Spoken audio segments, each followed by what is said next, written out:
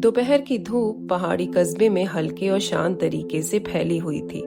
छोटे से घर के सामने एक लकड़ी की बेंच पर राहुल बैठा था, हाथ में पेन और कॉपी, और सामने फैला था एक शांत दृश्य। हरे भरे पेड़, पंछियों की आवाज और दूर से आती हवा की सरसराहट। तभी एक एसयूवी धूल उड़ाती हुई घर के सामने आकर रुकी।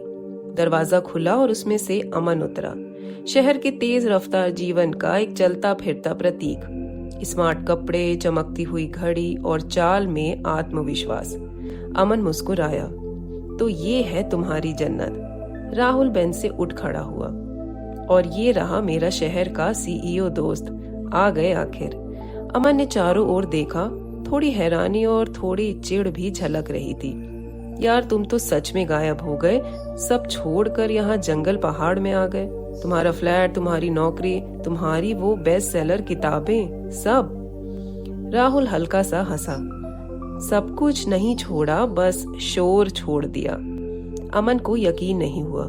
लोग तुम्हारी जैसी जिंदगी के लिए भागते हैं, तुम्हारा नाम, तुम्हारी पहचान, ऑफर्स, और तुम यहाँ अकेले पेड़ों से बातें कर रहे हो। राहुल ने कुछ पल की चुप्पी के बाद धीमे स्वर में कहा, क्योंकि वहां सब था सिवाय मेरे। अमन ने उत्सुक होकर पूछा, मतलब? राहुल की नजर सामने पहाड़ी पर ठहरी हुई थी। मतलब ये कि जब तुम हर दिन किसी और की अपेक्षा पर जी रहे होते हो तो खुद की आवाज सुनाई देना बंद हो जाती है। अमन थोड़ी देर चुप रहा, फिर गंभीर स्वर में पूछा, अकेलेपन से डर नहीं लगा? कोई डिप्रेशन जैसा कुछ? राहुल ने सिर हिलाया।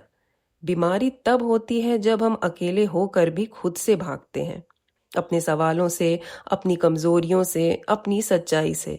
मैं तो खुद से मिलने बैठा हूं, बिना किसी मुखौटे के। अमन के चेहरे पर हल्का संकोच था। कभी कभी मैं भी अपनी गाड़ी में मीटिंग्स के बीच में सोचता हूं, मैं कौन हूं बिना इन सब कामयाबियों के। राहुल की मुस्कान में स्वीकार था। शायद वही सवाल ही असली शुरुआत है। अमन फिर बोला, मानो खुद को समझा रहा हो। पर सब तो यही कहते हैं, रुकना मतलब पीछे रह जाना। राहुल ने उसकी ओर देखा जैसे कोई आईना दिखा रहा हो। और मैं कहता हूं, कभी कभी रुकना ही आगे बढ़ने का पहला कदम होता है।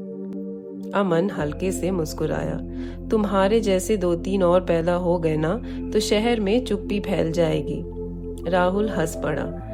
और शायद कुछ लोग फिर पहली बार अपनी आवाज सुन पाएंगे।